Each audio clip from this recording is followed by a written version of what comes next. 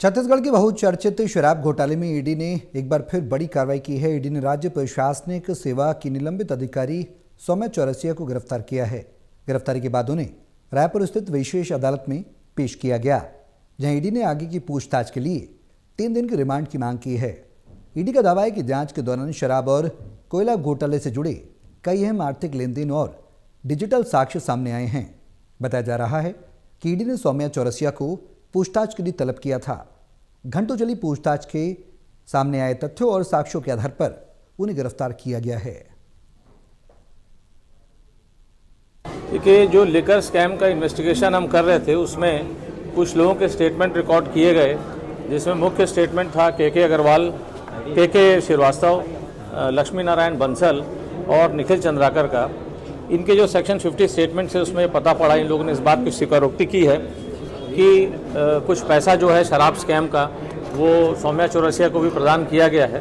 पैसा लक्ष्मी नारायण बंसल के द्वारा आया है और उसका जो सप्लाई एजेंट था वो था निखिल चंद्राकर।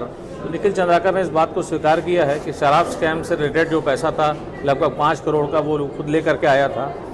और इन्वेस्टिगेशन में अभी तक ये पता पड़ा कि 115 करोड़ रुपया जो है वो टोटल प्रोसीड्स ऑफ क्राइम की प्राप्ति इनके द्वारा की गई है शराब स्कैम से।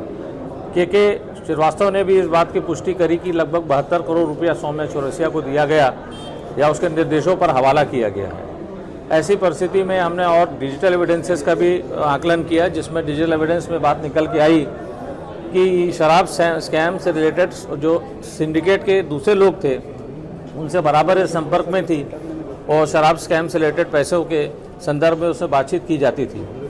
साथ ही साथ जो डायरी एंट्री हमको मिली है, इनकम टैक्स ने डायरी जब्त किया था, उस डायरी एंट्री में स्पष्ट रूप से दिख रहा है कि लगभग 43.5 करोड़ रुपया सौम्या चौरसिया के पास डायरेक्टली आया है।